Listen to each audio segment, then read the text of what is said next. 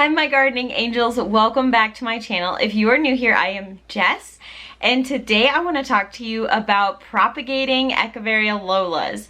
Now there's a few specifics here that I have learned with Echeveria Lolas that I wanted to go over, but before I do that, if you are interested in learning about succulent propagation, I have an online succulent propagation course that's available to you guys, and I would love for you guys to take it if you can, because I think there's a lot of information in there. I have specifically tailored it to each individual's climate, and so I think you're going to learn a lot about how you should specifically grow succulents in comparison to other places. And so if you ever move, this information will be helpful because each climate is a little bit different, and it's hard for me to get individualized through these videos. So I do have that class, and we have a Facebook group, and it's really fun, and we share our photos of our succulents propagating, and I'm available to you to answer any questions that you guys have. So if you're interested in learning a little bit more about succulent propagation, you can go check out that class down below. I will have a link in the description box and in the comments. Feel free to go give that a click. I would love for you guys to join. Now before we go on to talk about the Lolas, if you have not already, please subscribe to my channel. I don't want you guys to miss any of the goodies that I have coming up this year, and please give this video a big thumbs up if you enjoyed it or learned something. Alright, so first thing, and this kind of goes for all succulents, but the first thing that you want to do before you try to propagate a succulent is water it. I typically go with about 5 days, 3 to 5 days before I want to pull leaves or take a cutting or try to propagate it in any way. I try to give it about a week's worth of time to absorb that water. This is just going to make your succulent the healthiest that it can be before you propagate it, and it's going to fill up those leaves with water and nutrients, and that's what's going to be promoting the growth on your new succulent. And so that's really important to have a nice full succulent. So please water it before you try. If you don't, it will probably still work just fine, but I think the watering before kind of gives it an extra little kickstart before you have to let it be on its own. Right, so this is an Echeveria Lola. They are one of my absolute favorite succulents. They're super popular.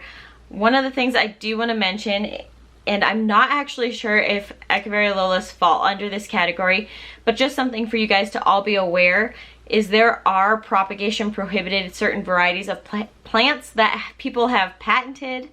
And so if your succulent has that on the tag that there is propagation prohibited, please keep that in mind. You are not allowed to propagate it and to sell it for a profit. You can propagate it, however, for your personal enjoyment, which is what I do with my succulents. I don't sell them. But I do like to teach you guys how to propagate them because I know that that can be a struggle. And for your own personal use, I think this is something handy to know.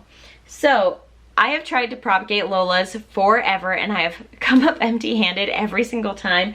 Now I think I live in a very specific situation where maybe my climate's not correct, but I have tried growing them from leaf so many times. This one is just dead, so I can probably throw him away. And I can get them to grow nice roots. Both of these have amazing roots on them, but they won't grow anything else. They won't grow a single leaf.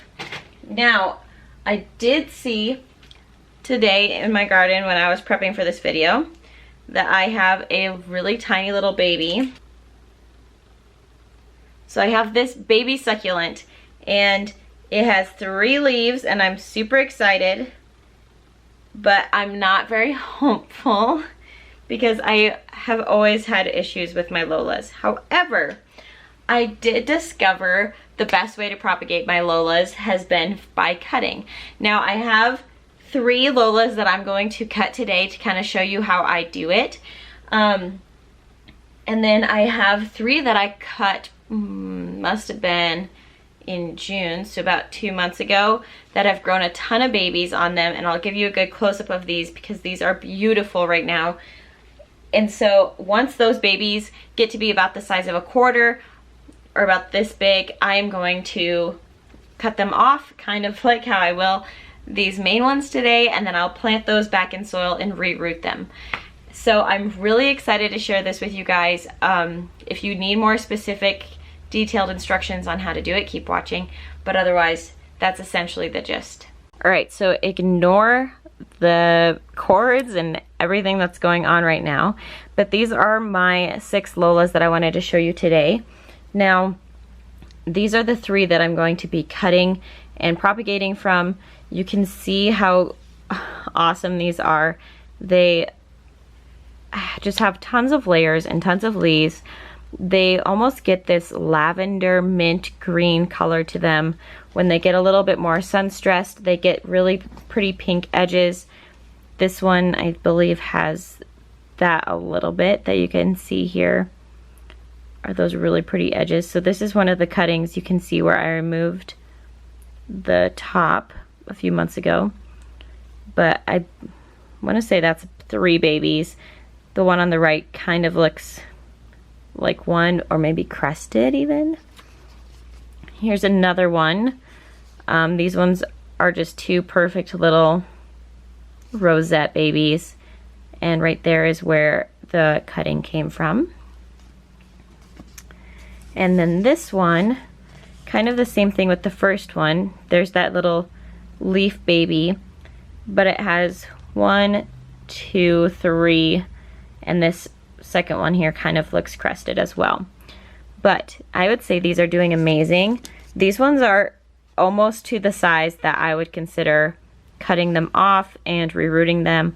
I might just let them grow a little bit longer. I probably will remove this leaf to let it grow. And let's just do that now. I think he almost just needs, maybe, yeah. This one I'm going to remove. And I like to do this when I'm propagating my succulents because I like to keep them onto the root base as long as possible, just to give them all those nutrients. Now that guy's just barely hanging on, but he's on there, so I'm going to just leave him be for now. And then I can save this leaf. It probably won't do anything, but I'll save it. Now, I wanted to show you the tops of these because this is the whole point, is to get more of them, not just make babies. So this is the top of one. Here's the other one. This is a really good shot because you can see that mint green and the lavender in between. And then this one here, I don't quite understand why this one's a lighter green. Maybe it's a different variety, but this is that other top. Now this tray I don't think gets enough water, so I think they're a little stressed, but I'm really excited. So let's cut off these and I'll show you what I do specifically. All right, so this Lola here is kind of etiolated, which means it's a little stretched out. Ideally, you want all the leaves to be really stacked close to each other. This one has a little bit of space like that. You can kind of see has quite a bit of space. Now, I'm going to be removing a few leaves around here, and then I will be cutting it with my knife. Now I just have a clean, sharp knife. I don't need to sterilize it or anything. I've never sterilized it and it's worked fine. But I'm gonna remove a little space so I'm not cutting the leaves, and then I'll remove a few from the base. So I'm gonna go right here. Now here would be a natural spot to cut just because there's a lot of space, but I think that's almost a little bit too short of a top for me. So let's go around right here and remove these leaves. Again, I'll save these leaves for leaf propagation, even though for me, Lolas don't usually propagate by leaf. We can always try. And then I'm gonna just get as close to the bottom leaves as possible. And just slowly cutting this away. If some of the leaves break off, it's okay.